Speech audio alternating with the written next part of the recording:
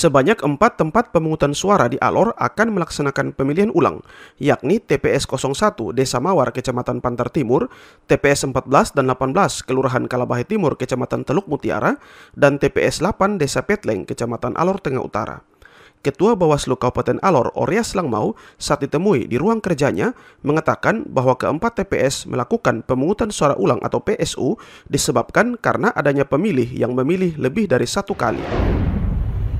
Yang kami sampaikan bahwa terkait dengan adanya juga pelanggaran dalam proses pemungutan itu di beberapa TPS yang secara kelembagaan sudah dilakukan rekomendasi ke KPU secara berjenjang, itu disebabkan oleh pemilih yang tidak terdaftar dalam DPT atau DPTB yang menggunakan hak pilih lebih dari satu kali.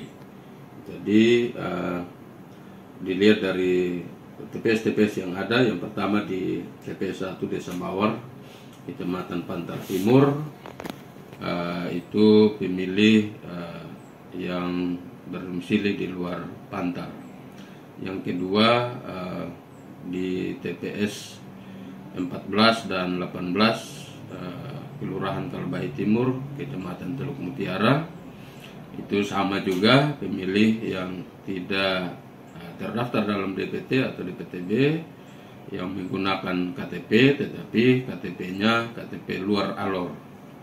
Yang berikut keempat itu di TPS 8 Desa Petleng, Kecamatan Alor Tengah Utara, itu sama juga pemilih yang tidak terdaftar dalam DPT atau DPTB menggunakan hak suara, sehingga dari situ diatur dalam Undang-Undang 7 Pasal 372 dan juga PKPU 25 Pasal 80 mengatur tentang proses pemungutan suara ulang apabila terjadi hal-hal demikian. Yang salah satu poinnya adalah pemilih yang tidak terdaftar dalam DPT atau DPTB yang menggunakan hak pilih lebih dari satu kali, sehingga rata-rata itu teman-teman KPPS memberikan suara-suara lebih dari satu, sehingga berdampak pada proses ini.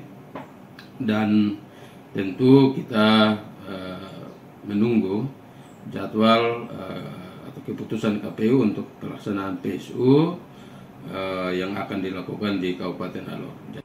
Lebih lanjut, Langmau mengatakan bahwa pelaksanaan pemungutan suara ulang di Provinsi Nusa Tenggara Timur berdasarkan informasi dari Bawaslu Provinsi juga dilaksanakan di 14 kabupaten kota. Jadi kami sampaikan bahwa proses PSU ini sudah diatur dalam amanah peraturan perundang-undangan, dan khusus di NTT itu ada sekitar yang diinventarisir oleh Bawaslu Provinsi dan juga kabupaten kota, ada sekitar 13 atau 14 kabupaten kota. Bahkan ada yang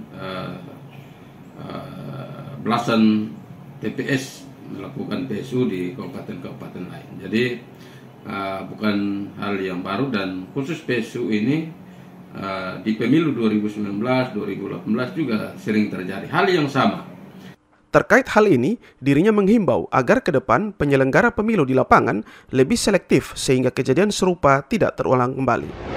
Sehingga ini mungkin jadi catatan ke depan, terutama kita akan menghadapi pilkada, khusus teman-teman di penyelenggara teknis di KPPS atau di TPS, itu bahkan juga pengawas dan semua kita mengawasi supaya hal-hal ini jangan terjadi lagi, karena tentu kita semua berharap tidak boleh ada PSU, tapi sudah terjadi ya kita mengikuti, dan harapan ke depan itu yang kita jaga.